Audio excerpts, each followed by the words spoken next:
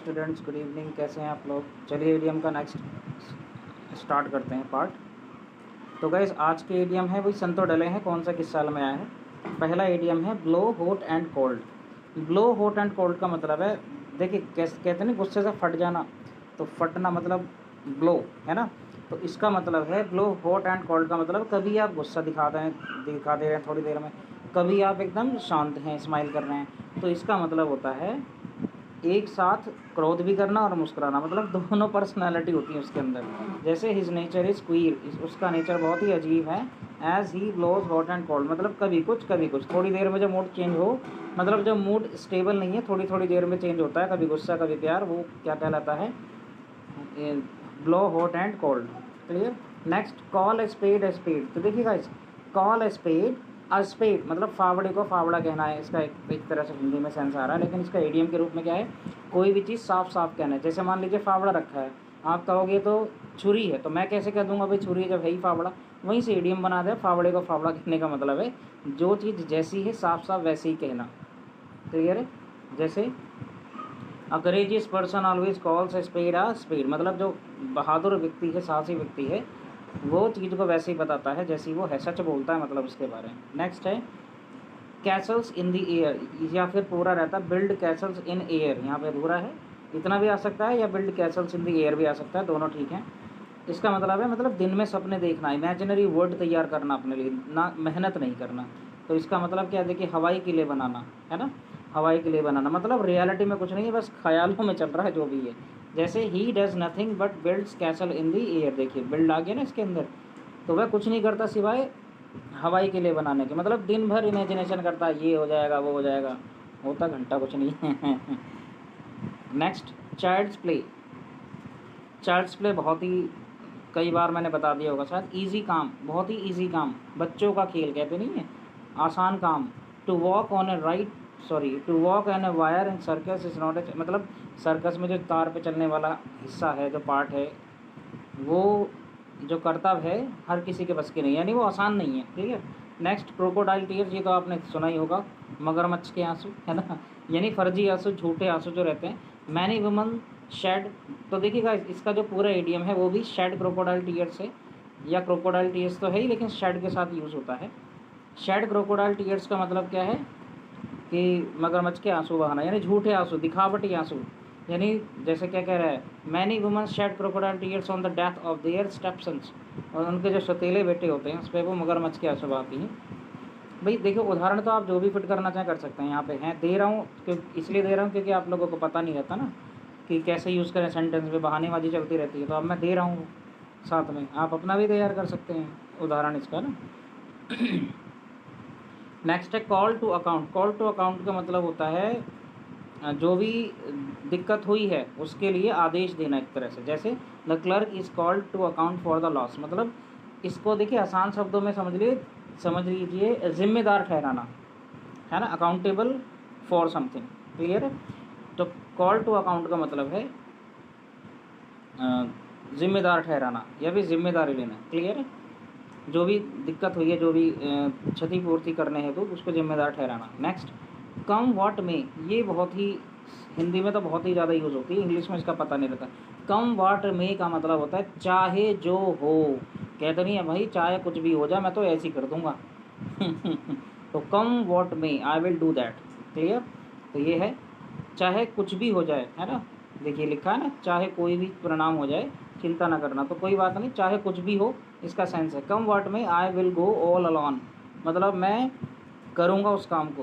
Clear है, अकेला करूँगा, चाहे कुछ भी हो जाए मैं उसको पूरा ज़रूर करूँगा। Next, capital punishment.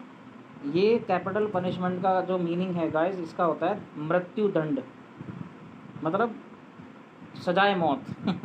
है ना, सजाए मौत को क्या बोला जाता है? Capital punishment. Next, close shape. Close shape का मतलब होता है बाल बाल बच जाना। क्लियर है।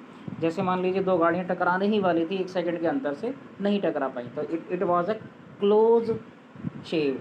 क्लियर है।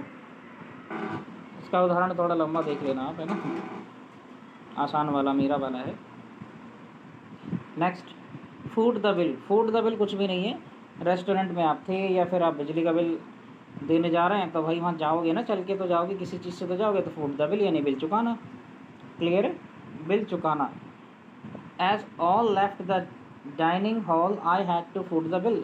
अब क्या होता है दोस्त जो नालायक होते हैं, कहेंगे रेस्टोरेंट खाने चल रहे हैं, सामने वाले को फंसा दिया, खुद निकल गए। तो वो इसी का उदाहरण बना रखा है इन्होंने कि भाई मुझे फंसा दिया और ख़ुद वो निकल गए, मैंने बिल चुकाना पड़ा। Next, get rid of. Get rid तो बहुत कॉमन है, छुटकारा पाना है इसका मतलब। He should get rid of our bad habits, हमें अपनी बुरी आदतों से छुटकारा पाना चाहिए। Next, go to the dogs, चूल्हे में जाओ।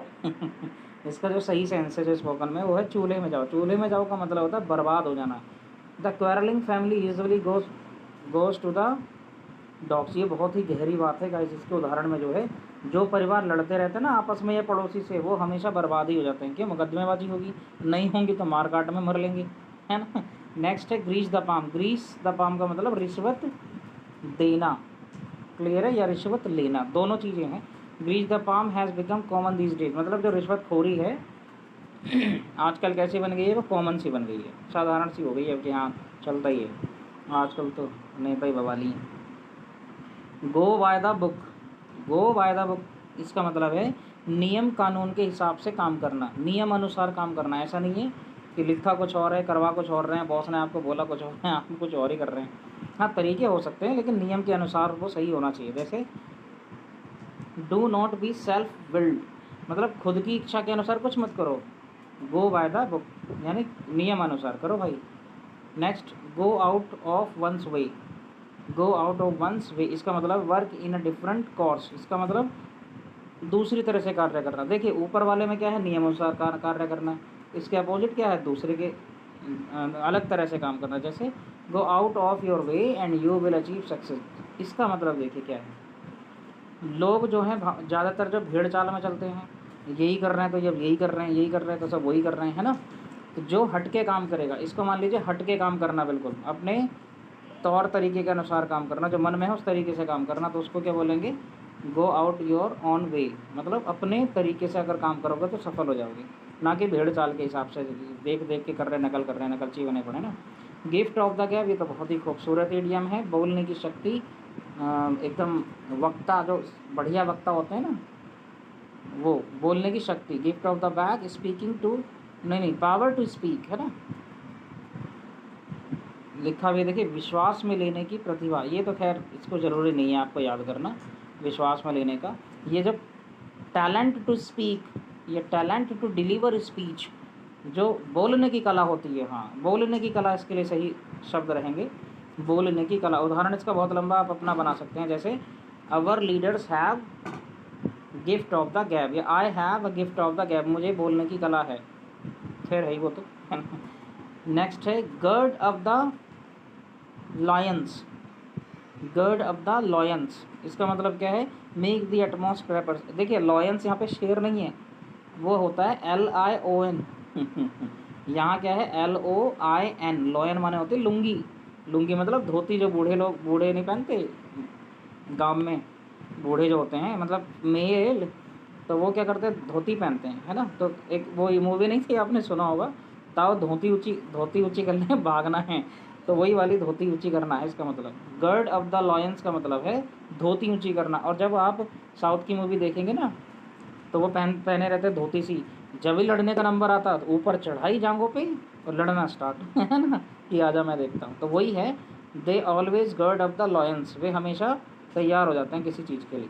क्लियर, पूरी तैयारी के साथ होना। लास्ट है, देखिए थोड़ा कट गया है, फिर भी अगर आया है तो मैं समझा देता हूँ। Hand and glove with. Clear, तो हैंड एंड ग्लव विद का मतलब होता है जो एक आपका दोस्त है ना, उसके साथ आपके संबंध अच्छे हैं। जैसे I and my friend are hand and glove with each other, हम दोस्त जो हैं आपस में घनिष्ठ हैं। क्लियर है, तो गाइस ये इसका स्क्रीनशॉट ले लेना, बहुत ही इंपॉर्टेंट ईडियम्स हैं, यही एग्ज़ाम में आते रहते हैं। एक बार मेहनत करनी है, आपको नौकरी में भी दिक्कत नहीं आएगी। और अगर आप कंपटीशन वाले हैं तो आप वैसे ही फ़ायदा होगा, कंपटीशन में यही आते हैं अगर आपने एग्ज़ाम दिए हैं तो। मिलते हैं नेक्स्ट वीडियो में, बाय बाय, टेक केयर। कोई कमेंट